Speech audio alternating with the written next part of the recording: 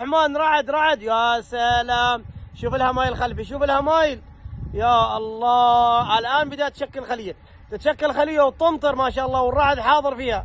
الرعد يسبح بحمد ربه. وين وادي السحتن؟ كم 3/8/2026 أبو بدر.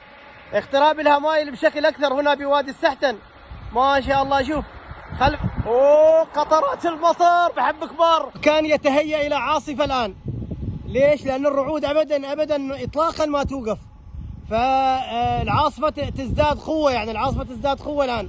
هذيك الهمايل تقترب منا ما شاء الله تبارك الله. المياه تنزل، مياه تنزل صوبنا وتتقدم. أمطار السحتن تبارك الرحمن ما شاء الله. البرد الحمد لله رب العالمين. شوف انهمار، شوف الانهمار. 2026 زاد تبارك الرحمن. هذا خط المطر سبحان الله.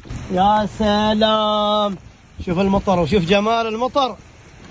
يا سلام يا سلام، شوف الانهمار، شوف انهمار المطر. السحتن تبارك الرحمن جل في علاه تبارك الرحمن. 3/8/2026. الخير، ايش رايك بهذا المنظر الحلو؟ وهو يتجمع الكرك، والكرك يتجمع. هذا السحتن ذات الجو اللي يكسيه غيم. هذا ما غيم، هذا غيم ومطر.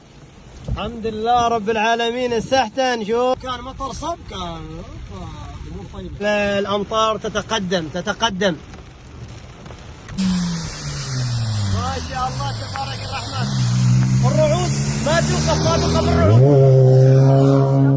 شوف 22 ما تزيد. شوف ما شاء الله ما شاء الله تبارك الرحمن.